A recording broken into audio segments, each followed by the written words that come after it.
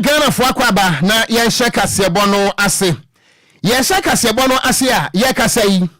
Major stakeholders as a Ghana airport any modwuma ya wo mudi muntinteman. Wo mo ate wo mo agu emontre so a wo mo etirem se enyema bi ekoso a kire se enya asam keto ne nyina no ene se.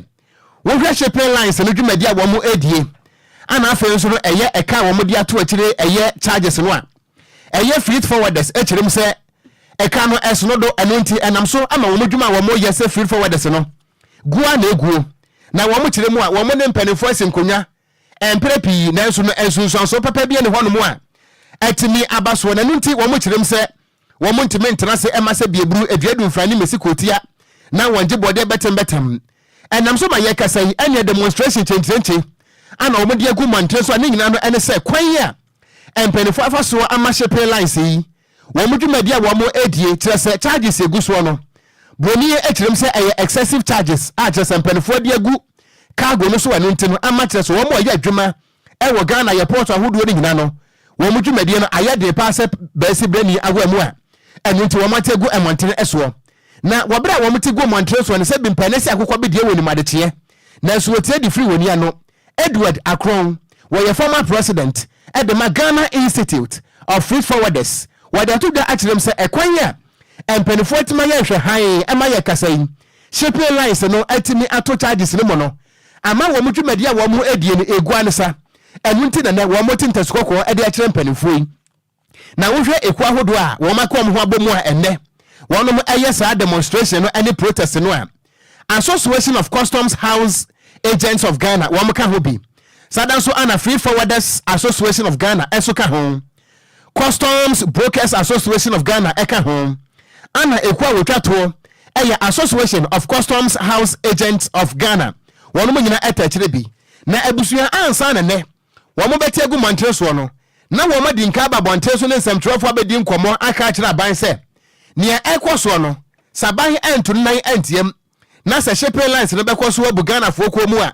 wo mo ntiase ne antiase kyena na momia ni nka nkotie nsɛm wo mudi nka de ba bonte so bɛsɛ brɛ kakra nie a bɛpem na empanifo ento ho na mo enne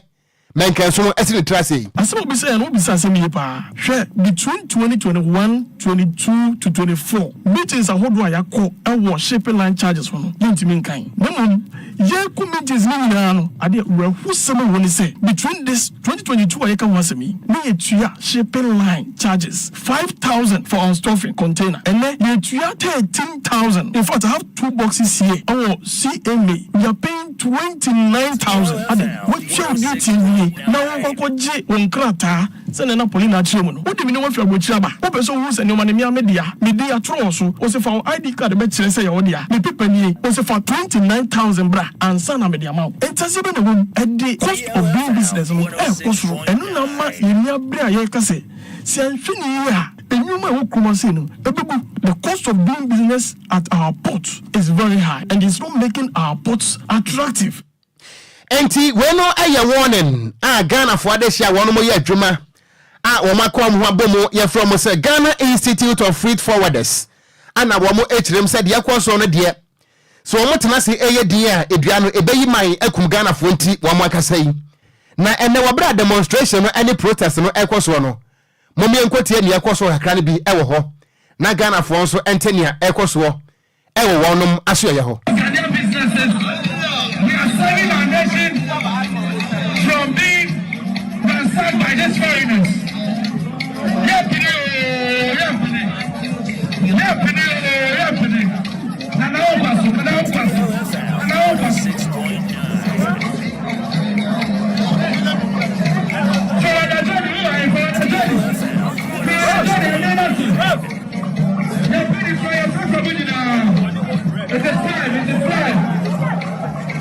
That we have deployed massive and the large deployment is not to come and we are here to create an enabling environment for you. So the other side of the fence, so long as the police officers are going to protect you, we don't want you to also violate the Public Order Act to infringe on the rights of other people. One of the conditions, the cardinal conditions of the demonstration is that enti ebusuafo we no ye nia ekoso na oba ye Facebook no so afo adwenkyere no ebra yen DLFM 106.9 ebejebre na yakenkan ne nyina so ede amawo a yekasa demonstration eguso eto benkum 25 anwumre emusem ye de besomotiefo yento akase ebo so a endra de na beto odwa se ne omaga na mu empenifo do mu de mudwuma woze ne emukurabia ho do omaga na mu nyina de nkataba bonten ebe ka kire Ghana fo se ekwan aban edo mo fa so no enso ani yenti no won be ye kire wo man Ghana fa na nyina na aban na hunu se yes won so mo ye nipa o mo se fata se ne ma hodo bi a efsa fata won mo no nso no e se o mo se be ka sa ne ma nyina nti won ma ka kire aban se yakopɔ ye adoma ye wode di animin ebe ya bobo sime ne de toso aduonu nsia won be to mo de agumontene so ya ye chechechereche won do mo nyuma nyina begu fam nya de mo be ye adwuma na Ghana fo hunu se yes won mo so adwuma na mo ye no won ebre pam nanso ekuo no enkrata ne munyanso mo sanso kirem sei ene ma hodo ha mo nya pa ne sei emla covid-19 therefore kwade ewu be sai wiase mansa nyina ko mo no Ghana nso enye mfamfiri mu eba kurom ha sei empenifo so mo bo sa ne ma bia betimi abo mo ho timi ato mo dwumade mo no PPs ahodo bi cheze ne grapes ahodo na afensu no sma se hye so mo hwene sam wade mu kirem sei ya kese ne nya de aban wade ma wone mu nti ene obi wu ne kwa mu kura bia so mo hwene da so ani enframa bone na mu hwia mu kirem sei o ma hwene yo mbewu agya wabusuafo nti o mu ntumi ntenase ma mo mresa e wo mra mo emra so no mbewu akwasa manto won ma sa gaze kirem sei ya kese ne ma ahodo bi sika bi so asa abande tuade ma wonom abande tua sika no evenso mo sitrem enkwe yo musika sam kura enye papa eno wa gaze kirem sei sa abaya mo wa mo de azede tie bi Ghana ne wa hwene ade hye bi wu na busuapeni bi to se kema ade so wanga za tam ko se sa de na free se some batna se pass o ma kwase emukura be da mo de bampa anya de ombeje na za se we mo no na mortuaries and funeral facilities agency for bekasa wona wu kirem se da bi empenifo ya toto tira mo adaye pa mo chew evriza na ma mutu pe Ghana montri nyina bebo wo ye efuna ho de beto apete o ma Ghana montri so no yentumi tira kurom ha senti ebe ama moden Ghana fo nyina timusu every say bom homodin ye pa efa o ma Ghana pomodin bom homodin papa ni senti ya to sira ma da se be ya mamode na se gina se amasie no montwem fan se free se mo ye ne sa Ghana haba bom papa na sa se nsem we mo no ehu be hia pa se betimi akwaje nkyeremu e de afri mpanifo wonti ye ba kwa santi matanum ne ya ne Ashanti regional chairman Edmamo Wak ekwe ne din de Mr Ebenezer Srifi na nde kodin koma bisan so penin sa se nsem we ya munuanom eye mortuaries and funeral facilities agency for akan mojetum muna mba ya dwen na sa e chapa amade aba no so mo be so mesen ye kwa homa no so ne Ebenezer Srifi din komo na ye bom ase ye se beka Ebenezer Srifi na eja na kwa twetwen komo ade afa sa nsem no free say ha dwinye pa se ne wo hwe nsem ahodo ekwa montre se won mba maden agifunu edisie e wo ze na mukrabia no so muti atua pa Ghana ye ba ne den every say se si akesei Okogyeabour ne wafa odafamo yanyansie no ohu na se koba ni se pa na o manga na se de okura we mutie na montre so na bibia kwa kaman ne ba trase na mpanifo yi atua ejezane atia pa se ne demonstration be koso o manga na mu na se ne unipa bi hu na yanje ne fanse mu kura bia de ye de ne beye ehu ba hia pa se sa echopa kase ya mpanifo de atudwan so mbe som se wanu mu som no ehu be ye se kakum wonu manga se batu manuto ne ya hunu se sa nsem no o mje tum anasa wanom entimi engine tum na ya boye homodin bia se nkaja openi pa ko pemu Asante region anasa Santi mantem a ona ya chairman Edmamo Wak ekuo no Ebenezer Srifi na Kennedy nkomo ne abisa ne se sa chapa kase ababon tre so mbaje atum no matwentwan ya se mpenifo betimi ni ono ma esi epono akasa na ntiase etima ya adwuma na timi ya bo na tiate mpeso motie no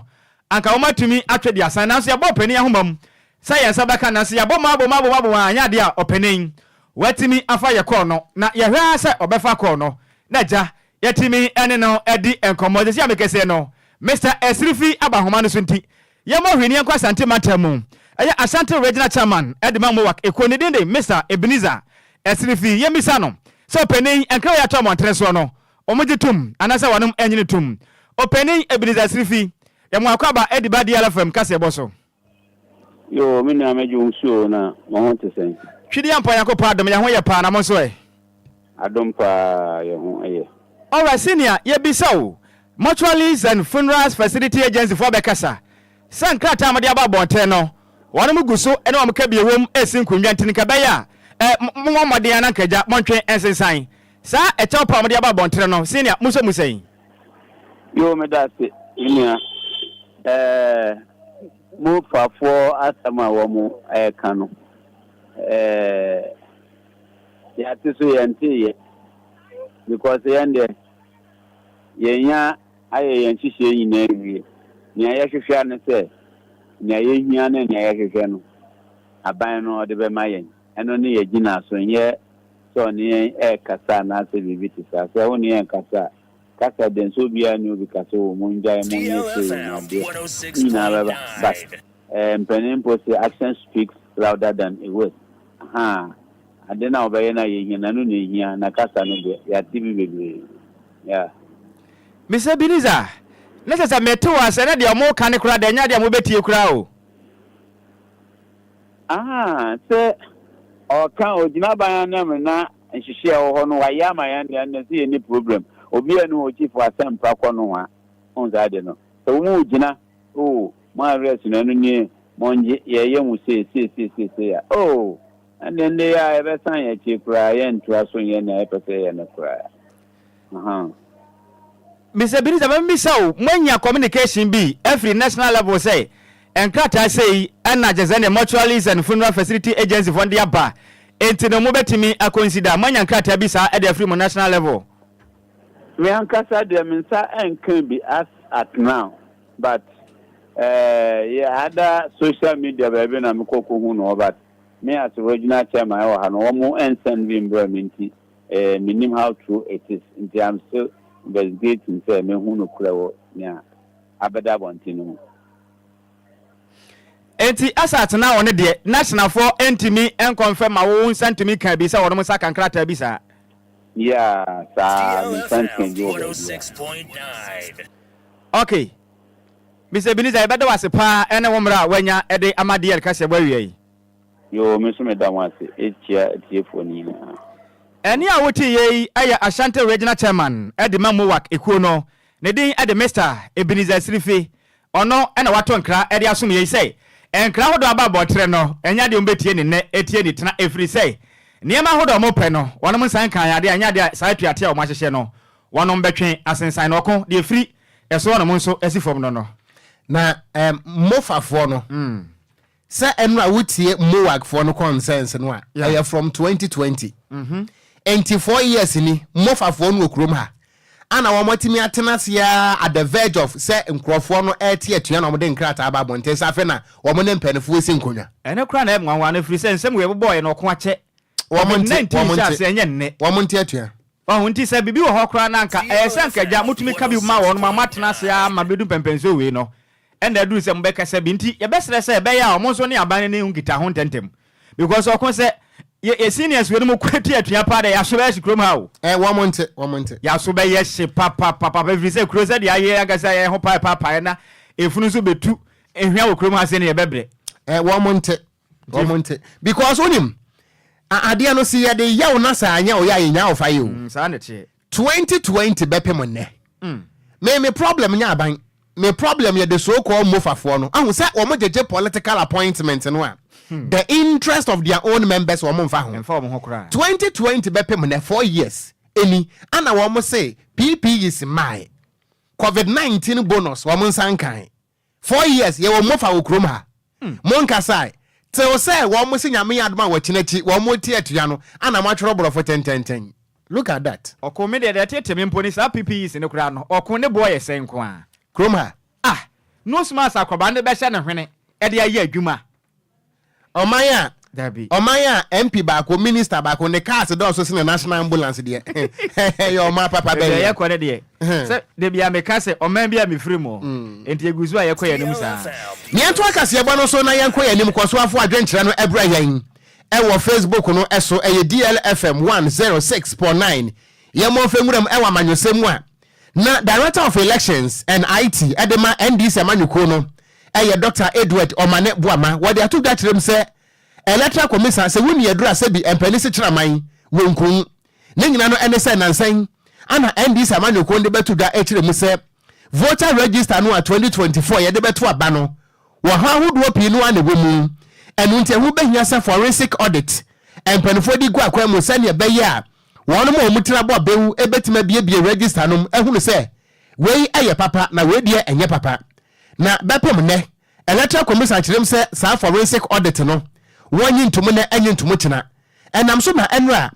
NDC amanyoko no efre civil society organizations metre CSOs ene omo ehie mu edi nkomo esansa asam de se bimpanisi a chewo nkwa wutirimu a epro na wobra mpanifo ekasa no ana Dr. Edward Omaneboama eje akasamu ne wochiremu se electoral commission ehunu se eye voter register no esuma se dwadie bia temi akoso enu nti na one person obebie mu amemfra mefa mu efri se waye na adwene se wone NPP amanyoko no beko na krana amahwa elections no esunsun sonson probi mpo ana wadane ani na wochirem se womo de he womo bedi program ha womo mpene na empretira ema electoral commission no wonfa NDC amanyoko no ni mu entwi form enu to wochirem a bepem ne eye ne nwanwa pa se voter register no original one no electoral commission emfa ema NDC amanyoko no na wenu nyina no eye nsonsanso a ehu edema o my Ghana pa enu nti wada to da atrem se electoral commission no wo bibia eye suma se dwadie enu nti wodi AC NDC amanyoko enu nti ana won pese original one wo beje mu na mpokra ne fitibre electoral commission tron krata de ba yese amanyoko ahodo no obia mfa kire se eye storage emra eye external storage enfamra na wo mode ba ye na mpokra no se e betwendi ama wo mo se yentwe no na no kra mpo akoye nsambofro eni to kirem se wo man no a ye kwa no sa no the electoral commission wo ye ne na mo a wo tu no ehu pa e de ma o ma Ghana sumdue Dr. Edward Omaneboama. We must say that prior to this exhibition exercise, the Electoral Commission was expected to have given the register to the political parties ahead of time for us to be able to study it. And indeed, the Electoral Commission appropriately wrote us and indicated that we were to submit hard drives to collect the registers. Unfortunately, this letter was written as far back as July. August came, the hard drives were unavailable to us. Then they reassured us that on the 14th of August, we were going to receive the register. That also passed. Then they communicated that it was going to be received on the 16th. 16th came and passed, and we still did not receive it. Unfortunately, the exhibition was commencing on 20th of August. That meant that we barely had 4 days to the exhibition exercise. That weekend passed. 19th, the day to the exhibition. It was afternoon that the Electoral Commission released the register to us as NDC. That indeed put a lot of strain on us, but we are committed to building our democracy because we've opted for that path as a nation, and it is an appropriate path. It's a peaceful path. It helps to deepen development in nations. So we worked round the clock, 24/7, distributed the registers constituency by constituency basis to all the 276 constituencies and asked them to begin to scrutinize. Ebusuanu achi no ana Dr. Edward Omaneboama de tuja na wo kirem se wo how ba ko a so hwe CI no ampanefo de ko ye no a won mo agitu mu ene se ye de indelible ink ebeka abatko no ho na NDC fo kirem se fitibra won mo eye wo madwene se wo mo be requesting indelible ink no electoral commission ashada faculty kwa akoto maka ana ode aba na so mbe hwem pa se biotankas ya wo sama ne kuransuom amma mu no kura nyina so ebetodwa indelible ink ho asem so sei ana Dr. Edward Omaneboama wade todwa on December 7th if they go and vote where they been transferred to, and assuming indelible ink was not used, and we are even hearing that instead of procuring indelible ink, they are seeking to procure some pens, some markers or something. We going to leave them at IPAC. We will test if it really fits what an indelible ink must be. We did not fight for them to retain indelible ink, only for them to just introduce a marker, just any marker. This we have heard. If you've already ordered them, transship and order the proper indelible ink. Ignorance. Let's go to observation 3. Observation 3. Previous transfers illegally added to 2024 transfers. We explained that, and that is over 240,000. Over 240,000, and I've already taken you through the risk associated with this. Any IET Director of Elections and IT Edema NDC Amanyukono Yera Dr. Edward Wamane Buama Anekasai. Yatwaka siabano so ane yabodi awuramu awo MPP Amanyukono na Frankatuni yabedi achire Edema MPP Amanyukono Dr. Matthew Opoku Prempe rehyemisam de atudwa se de etie bia na enche bia aban babo no homoden na wasesa University of Professional Studies Accra yetwanitia kan say UPSA school ni den de akokoma openia no nam no soma school yi bebo ade ni den ade na Opoku ampoma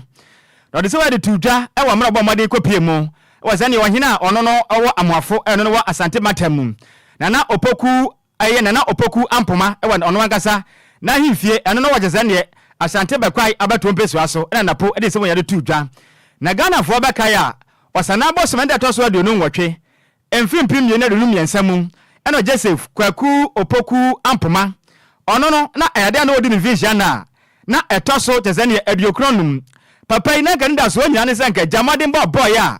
okofa je UPSA school yi ba ye na ko hwe anim sanka ne din no ebe refret na eja ayende deda pa na ga vision no aya nikanika pa na so hwe ya edin sisa na ntimi amba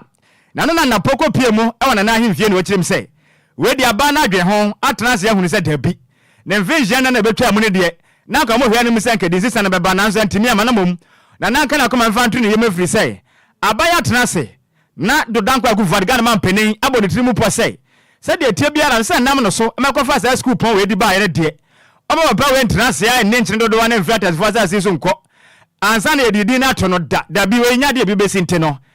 mra wote ase na mo ho moden se ne edi no betimi asesa no peni a ono so ye ohene papa edema ade hia wonom ewa moanfo so edi ya timia be ye ne dia e betimi aboa pam na pa ka se tirem se papa yi essence ono na oye ohene pon a odaje se ne na nanom atena konwa wonom obekwai traditional alien na no nti na danko agufadi Ghana man penin abode trimu posa se de etie bia no Ghana fo mo twentwa mo nase se ne se de etie bia yakopɔ ya adoma enche bia University of Professional Studies Accra UPSA no edina besesa de se dina sesa pa edi abetodwa ebe nana Opoku ampoma se betimi yaboa na papa nso anamo pa otu ya ese amekese su apon kese we no abatia mafo bebre o man Ghana mu no nso ono so na ne atimi ate emeja otenase na so kaka ne mapa wa ya de ma man Ghana nso a ono so ne den atimi akọ abakosam ehumam ema na po ehotira kase ma na wakase odwumede na se no emu enkyere mu nie many bidi over. Let's be very for the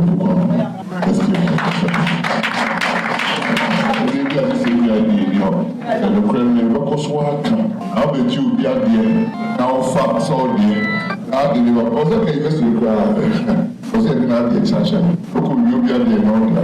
and I'll be to feel now fact now did not be so of a feel and Rokanam Wyatt and Antoine. Would you have the another? That's why if you don't fact because of the war, we go baby.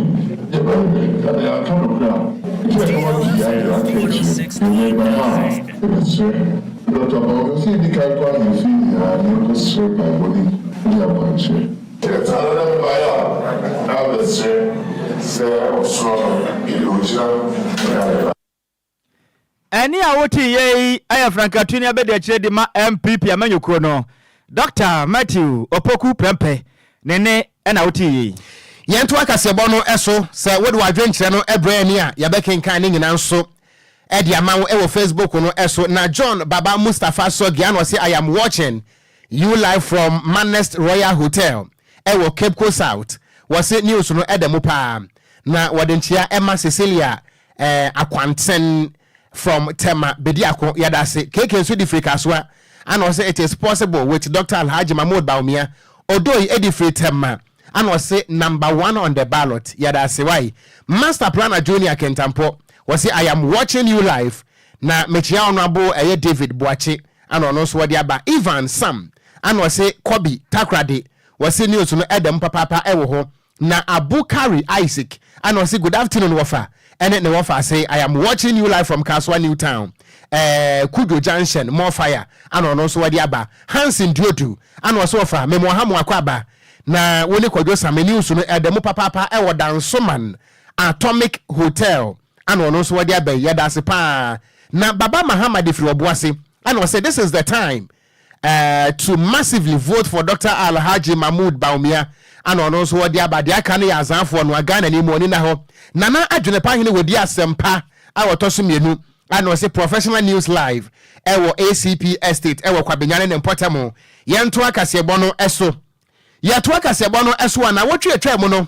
ana amanyoku ahodo ene ankrankura bia wo manyina pese wo mpire to me ese wo mampani ewo Ghana ha no electoral commission ewo so adomam se momra na afa yenye ballot no na yehunu se asomasi anaso obenten ballot no so wo ye number 1 anaso wo ye number 2 na wobra mpanifo kwesi nkonya ekwa casted dice no say anekoye NPP amanyoko no wopani a wotu frank ade amano eye Dr. Alhaji Mahmoud Baumia ene ballot paper no so woda number 1 ana afen so no eye Great Consolidated Popular Party GCPP amanyoko no eda number 2 on the ballot paper. Number 3 eye Ghana Freedom Party ye Mame Ekwiadonko ana Ghana Union Movement gum enso eda number 4. Number 5 eye Liberal Party of Ghana LPG ye Kofi Apalu one also edem ana National Democratic Party NDP amanyoko no eda number 6. Convention People's Party CPP amanyoko no eda number 7. ana Kanema Mpele John Dramani Mahama ene NDC amanyoko no eda number 8. All People's Congress Ayarga APC wada number 9. ana Kofi Cranton were independent presidential candidate wada number 10. Chum Berema independent candidate wada number 11. ana Nana Kwame Bediako Cheddar one also any the new force one eda number 12. Die wotwa to number 13 Alan Kwadwo Sammy na wabra ballot ne ba montre so no ene ukọ social media no so a ene NPP fo project number 1 na NDC fo so project ene number 8 enya sam ketwa na Kwame Bediako so project number 12 ana yewra Alan Kwadwo Sammy franto wotupe na chese number 13 etua no to chese enya sam ketwa we nam so ema ensam trofo ategu montre so ene Ghana fo di nko bisa se Ghana fo abato no mo na mo beto na baabi anipa no da no ne number woda no etimebua ema odi nkonim anase etimine nsonso obone e wabra nipa no number ne baabi woda no nti ebetimi amodi nkuguo na Ghana fo kirem se abato na wo mo kwakoto no ebinom de kom ana ekoto eno nti emfa ho ne baabi woda de onim mahama wonim no de onim baomia wonim no de wonim alanso nim no ana de onim wo mo aka no so enim wo mo no nti no emfa ho ne baabi woda so obeto ama NDC a emfa ho ene baabi woda obeto so obeto so de ama NPP a emfa ho ene baabi ni panda every say Ghana fo se wo mani ada ho pa ye gine Nyankopon so se wo Nyankopon hirawa emfa bibia woda ho ene ne se wo ba Ghana fo se ni ate enye bibia woda na me aduane me yedi na emum se wo mbodembo ene na ebe ma se woda 99 mpo no a Ghana ni na okomede no betuma ato aba ma babia obi da o ballot no so de ene de menyi ni se ebetumi ama walusu ana ama wa win sabini pa na okoto aba no onye ni frani na ni huna de onim se chiniye ye NDC symbol ene onim se osunu ye MPP so symbol eti onu de na dwun na da se chiniye na mekoto ama no eti ohena na ni bo chiniye no so a na ode atimba bia chiniye wo ena nyo so koto ama so mu so osunu ni se emfa hu number ubefa se ye NDC ena utuama no ena ya kase o number 8 enu sisa hwe odu ho no de obetu no bia 8 ni wo na se number 1 ena obetuama na emfa hu so ye number 1 enye sa na ye hihye ni government in power dey onu number 1 ena chiri for no ti se de ebedi ni chene ye NDC obeba number 2 better fi we die minim se na nyame ahihye enti omo na mo se ombe no saa enti ye hwe de nyame beye because ya ye mo se se no bibia nko ye kura baga ni ama fi balode ni mama ya kanu ma wait ni akufu adu baomi aka number 1 onya o ya gashi no my dear ni mama ya kan wo ba omi abanye ewi ni efe ni mo ba kan Ja aje yin ejeme. Ni wona ga o mama ne o ba woto amogo. Enti ebusuya wo dan ho sun wo se sani aya no. Enti Ghana fo kire se wonimu ana wonimu. Enu nti ukwahye wo so no moto mu kura na so beto ama wo a wo beto ama ho. Se ukwahye chiniye moto na so beto ama wo a wo beto ama ho. Emfa ho ne ba bia wo da. Enu nti mu amoye dede meda number 1 meda number 2 meda number 3 meda number 30 meda number 8 ni ade no. Ghana fo se wo mu nim dada mamo ha mo ho. Emu nsam ana wo teye no. Yanto akasebo na Ghana fo beka ya enche bia na Ghana mampanen na nadangwa akufu ado ekofa adwumade bi ba ze na dia da so ya district air road improvement eno no project ka ho a edin na da so de 20 aka ne se drip ebeto dwa kire se we de mfide de beboa na mensina ho do man Ghana mu nyina no akwanya atumi akoso yenti ene amonyi mfide ne nyina na moamwe na agya mutumfan yi akwan na timamufo no ho ntumi ntawo no nanzo fitiri mra mpenifo ko fa asa adwumade we ba ye no aseka twen my bonnet to a cross was a drip on a horn, Yasim Kuma. Adia Batania Park or Benis not at a Stasiano. Chroma man for a papa one musum. I was a drip in video with Hono, and Yasim Kuma cram.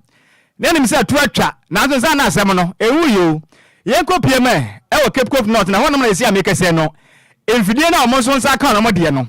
Masaba Jano Tabenyaso, at the market cook not in Potamondum. I am a civil day at the Quamana, Minta Yaku.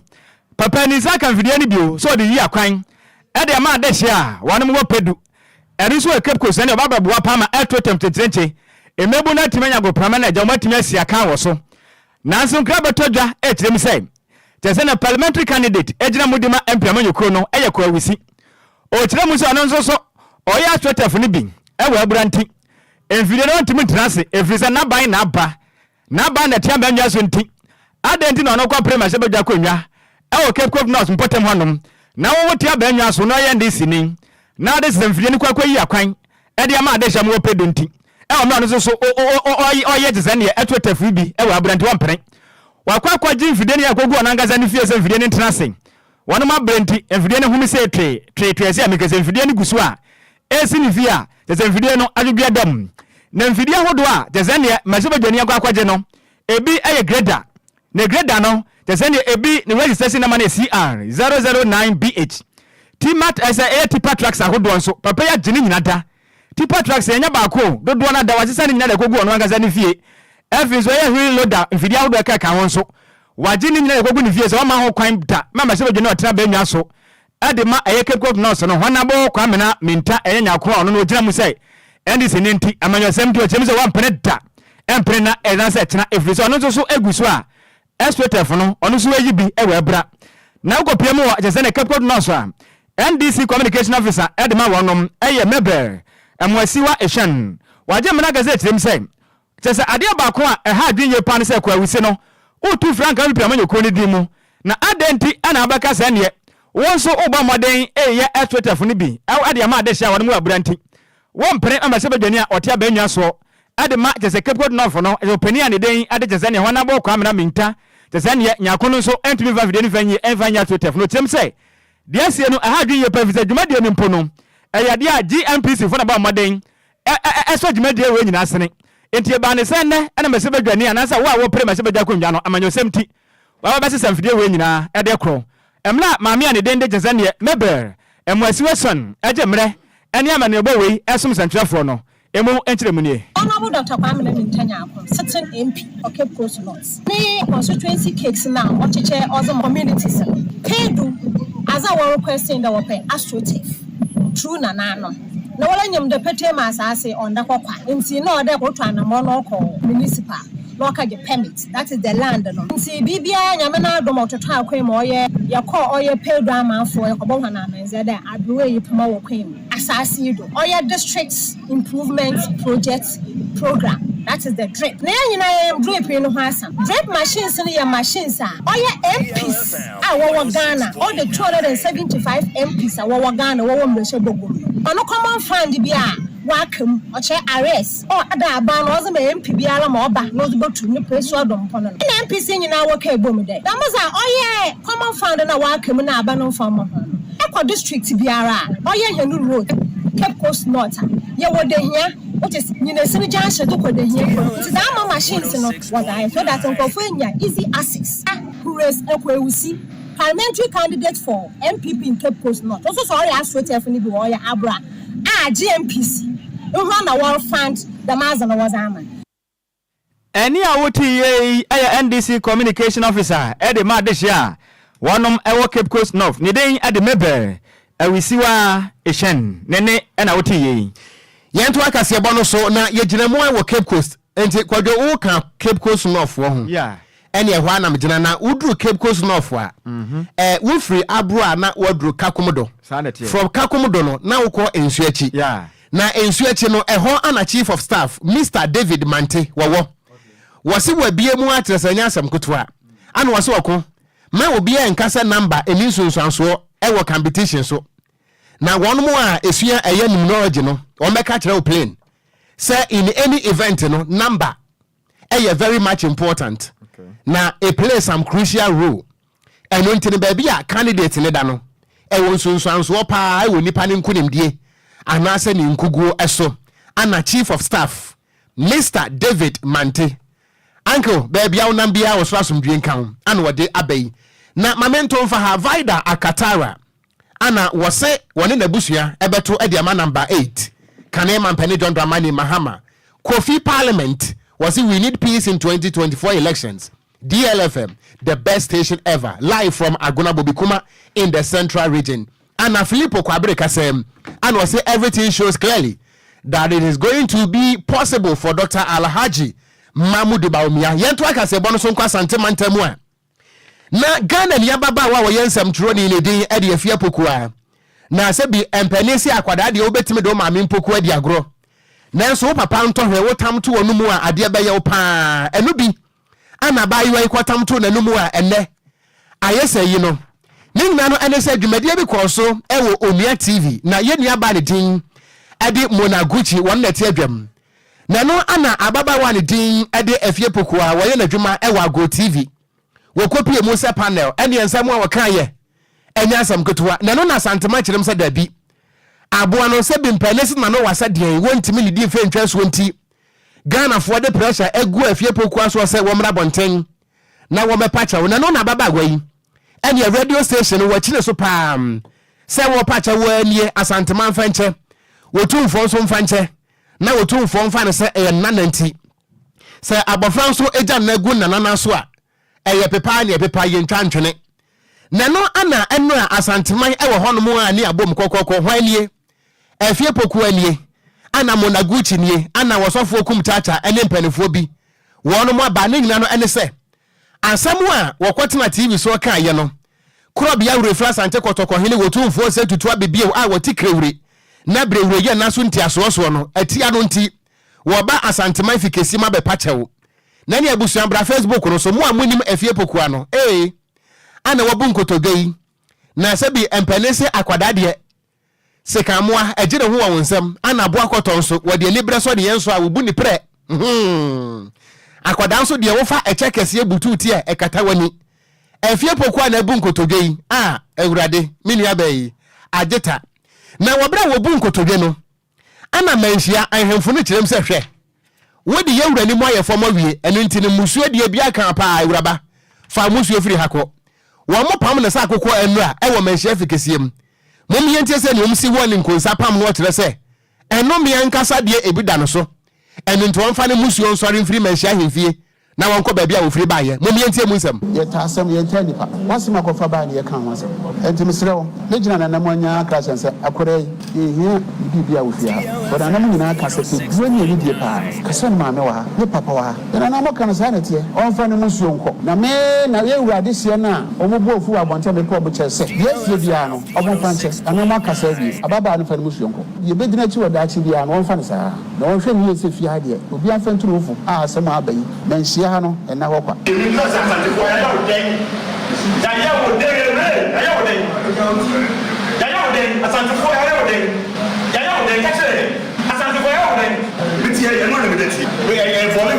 too much.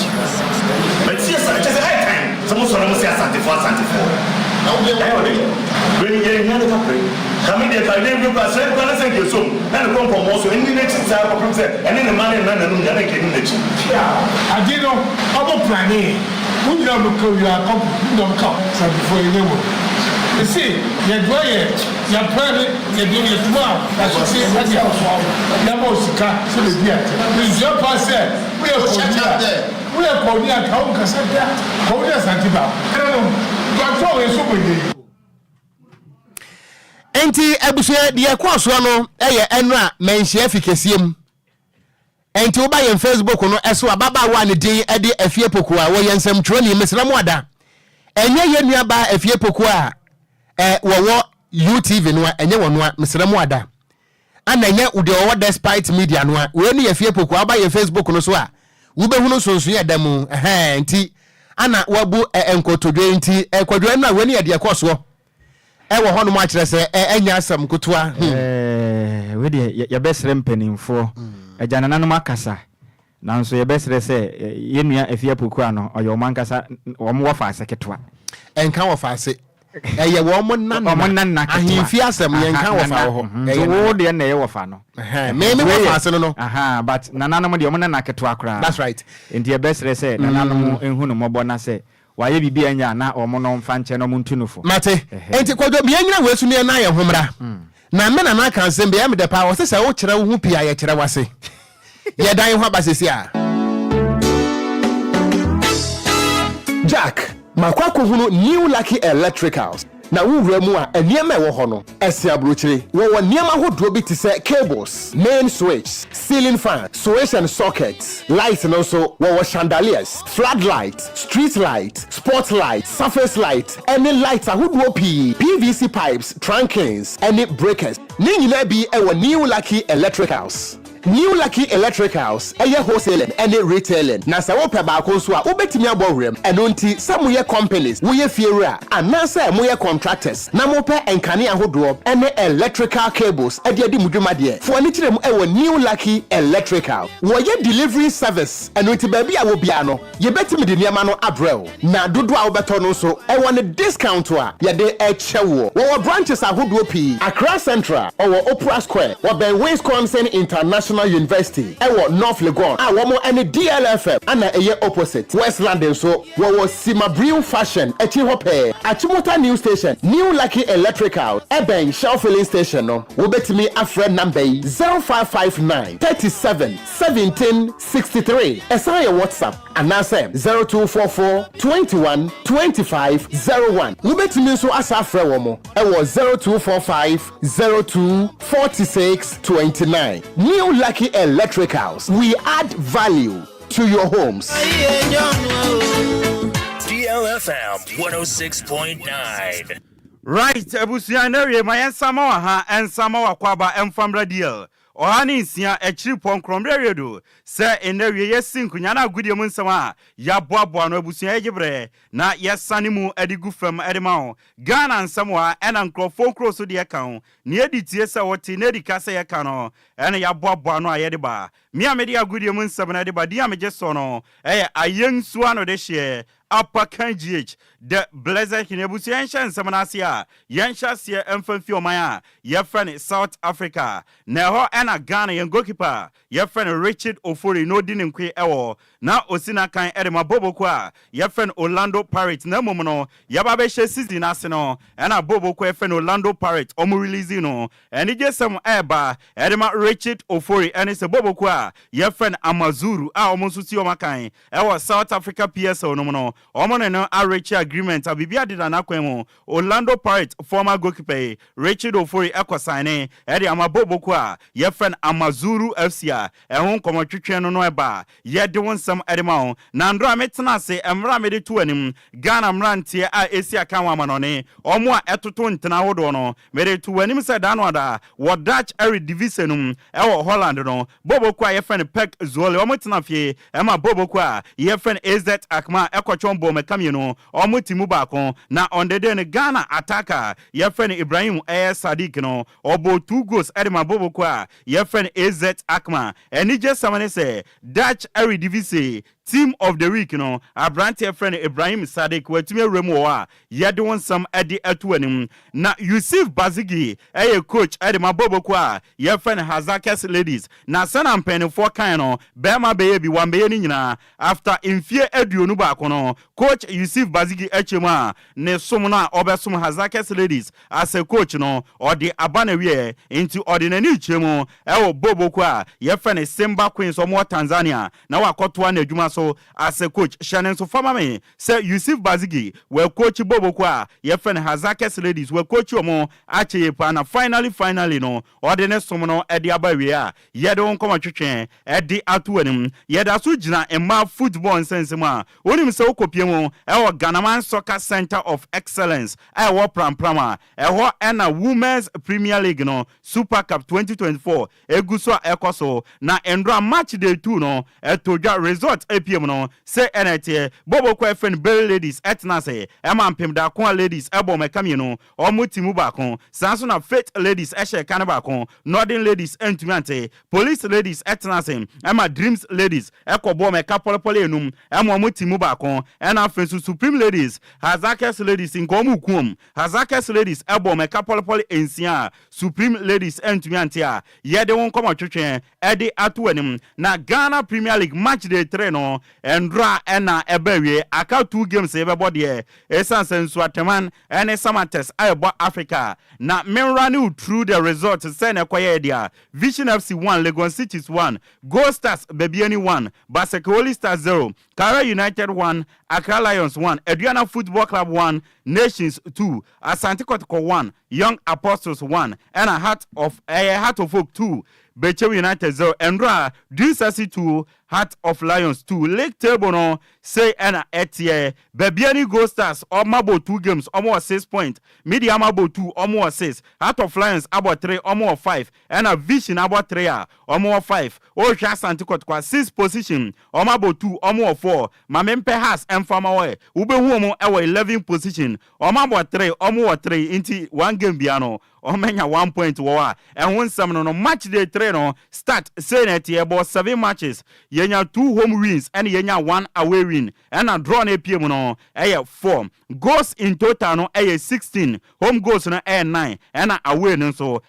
mako 7 a shenen so far say match day 3 no ye 2 games ashada ehun enkoma twetwen no man of the match for match day 3 no say enetie DCC and Heart of Lions no DCC Abrantia ye friend Seudu Sulemana ena eje Vision any Lagos Cities no Benjamin Teyechu Chachu a osina kan edema Vision energy man of the match no Bebiani Gold Stars any Basikoli Stars Frank Amankwa of Bebiani Gold Stars ena eje Kara United any Accra Lions man of the match no Eko Edema Eric Entry of Kara United ena Aduana Football Club any Nations FC no Razak Simpson of Nation Energy ena Emmanuel Entry Bobo kwa efena Asante Kotoko any Young Apostles no oje Edema Bobo kwa yefena Asante Kotoko ena Heart of Folk any Bechew United no Hussein Mohammed energy man of the match na ehun enkoma twetwen no goalkeepers so far no omada tremo omumadbon ewosro no clean sheet say na tm Dari Aziz Haruna Bechew United 2 assists and 2 clean sheet rather ena Ekitano ena Apia Kubi Media ma ono so 2 clean sheet ena Kofi Mensah Nations FC ono so 2 clean sheet yede won some edema top scorers no say NT Yimano Cheba for Vision washe 2 goals Nana Kwame Opon Heart of Lions 1 Kamara Dini Mamudu Media ma washe 1 ena Nafiu Sulemana Nations FC ono so ashawana enkoma twetwen no Ghana FA Cup no me no ka say 2024-2025 season no empenifo release schedules no na say net prelims no ebe start October 25th to 28th na round of 64 no November 29th to December 2nd na round of 32 no January 10th to 13th 2025 and round of 16 no February 21st to 24th 2025 quarterfinals March 28th to 31st 2025 semi-finals May 9th to 12th 2025 and a final no June 14th or 15th 2025 say Anna MTN FA Cup schedules netia yede won komo edi amao Abubakar Watara coach edi mahaso folk or say fans no omuguso omu ye adwuma mobetumi a criticize na say mobedi o matemne de no de omo nsuso so enya no no mu hia unity no mu hia enti mo won kwan sam be criticize na eye pa de obesremo momfanto nchen we ne nsama Abubakar Watara edi atudwa na otwa ne nsam so no and also omuguso musua de from mistake omusua de send be mistakes out no bet me avoid Abubakar Watara nensam no Benjamin Asare goalkeeper de Mahaso folk or see ne no after so my winning against Bechem United no from hands forth no game bi bebo bia no man ya de kra no say etumi ya draw and won some no yima no entry player de ma Asante Kotoko or see on oje man of the match against Young Apostles there nemo oje man of the match na Kotoko enya 3 points na still na no nani NJ eno na Mr. Samuel Animado Young Apostles president or say Asante Kotoko lucky say omo avoid defeat against Bobokwa ye friend Young Apostle ne sen komo Kotoko na mo Kotoko ye lucky ena nkugo no anko amfama omo ye de won sam edi atu anim ye nra mu wa manone a endra Spanish La Liga no one game eto just say na kokoye Real Betis etna fie ema Real Mallorca ko bom kan mienu omo timu bako enso nyame adoma ne lex na be koso e Europe no matches ebeba so was Spanish La Liga no ebo enwumere no numa Sevilla and Real Valladolid ebebo ena no num na no Valencia ni Osasuna bebo ena about 7 p.m. the White Angels the Galacticos Real Madrid omoni Deportivo Alaves ebebo ena Italian Siano ebo enwumere 6:45 Atlanta ene Como edi ebebo ani ube PM ewo England EFL Cup no round 3 no and the games ebeba so about 6:45 for Chelsea ene Barrow ebebo na say Barrow say den untumi nkire enso we be wie jubon se no ma Chelsea eno no na about 6:45 na Manchester City ene Watford ebebo na Warsaw ene Leicester City bebo na 7 p.m. no Wycombe Wanderers ene Aston Villa omonso ede bebo ani a enwon sam no na unim se kuwa krata woro de aba ne kokonsa omo ya de pa na uram ewo man ye fene Spain omo kuwa krata bi ye fene Massa omo announce se according to omo hwehwemu no Real Madrid and Brazil omo player ye fene Vinicius Junior no ono beje Ballon d'Or 2024 no enti Rodrigo ene hwan munya Vinicius Junior ene beje Ballon d'Or no we ye Massa sense ma omo de abetudwa former Real Madrid ene PSG goalkeeper ye friend Keylor Navas onim say Barcelona omo goalkeeper ye friend Marc-Andre ter Stegen no Abrantian April eno na goalkeeper o se wa bie ni nsam although se wada atenam de ama Real Madrid de na mo Barcelona to nsa friend na o ye open so ba be that nam e de amaboboko a ye friend Barcelona na according to Dario AS another co-worker to Spain no almost say Barcelona consider say former Arsenal and Juventus goalkeeper wa retire your friend Voze Shekzino omunya de be few retirement aba na wa be that nam e de amon say Andre ter Stegen we pra PJ ewo Morocco abrantie bi your friend Ashraf Hakimi na abrantie onim nyansa bruta ona na japade nyina no o register no with ne mame din ne yiri ja no okopa japade no mse mame na japade nyina ye ne mame dio enye ne dia na abrantie friend Ashraf Hakimi me no ka say PJ ene ne twetwe nkomo se obe extend ne contract no na watoa so asia kan e de amoma enho enkomo twetwe no no a ebusia ye de amao na ye wie no Joko former Chelsea player or say abrantia your friend Jadon Sancho no or your Chelsea supporter da ne nkwala blemu nyina no your Chelsea supporter no so nyina no na obehwe Chelsea game ntinde de fie na waba nti anya no wanwasa abrantia no ne moneybo eso ani we ni nsem a Joko ede atudwa ede afa Chelsea player your friend Jadon Sancho ebusia ye gina we so na agudie mu nsem a ye de besomo no yedi esimi ameden samana ba di ameje so no ayensu ano de hye Upper Kanjich the Blessed King DLFM 106.9 DLFM 106.9 Yensama yetiefo akwaba na fe yenyina weso makase bo no yemfa emra na wieye na Kwadwo oko bra pani Charles Mante ewe US Montene so ana o se ranking bi aba okay na ranking na ba ye no DLFM News. Say yene MSNBC. Oh wow. Any Fox Cable News. Ye nyina ye greti pen. US Montana. That's right. Enti was say when you ranking I want no hankasa ana compare say ono US enti watie Fox News ana watie MSNBC for there ana wode atoto hu say empani say empetu pre wo greti pen no enti wasi news no demo papa e wo ha kire say enya sam ya man money adwuma say the Brad Peritas man te was in Bloomberg say akakra be yemra kra wo US Mountain so a e be compose say upo ubeti news in the obeti. That's right. Enti nyame wanhira wa yampene wasi DLFM News no size ewo US Montana eso na abusua kase ebo no ye de ba na wie ya ne sana kwadwo on se mpane se se bosomotwen wo hu se bosomotwen wan kame wo apatira wo so nkame no okrama na zaneti okon Saturday no na mikosi emi ankasa me cousin the late Emmanuel Kofi Dobin na in fact wo mo ebu aye ne da wo mo asema menyina me ankasa me wofa Charles Kofi Dumi anemu na me nampenimfo ase pa titire ene the Church of Pentecost ewo eye Michelle Camp Assembly. That's right. Titire ene eye Pastor Shadrach Ado Anan. Ana area head Apostle Nana Yaokumi Labi. Ana former member of Parliament Ematema Central Honorable Kusi Brako. Wono mo eye adwumaso a nyame wonhira o mo papa ana me so ase da ne bi nso nkoma me se me so me koyi enyina se man so yada mo ase enamfo ene adofo am ba enyina so yada mo ase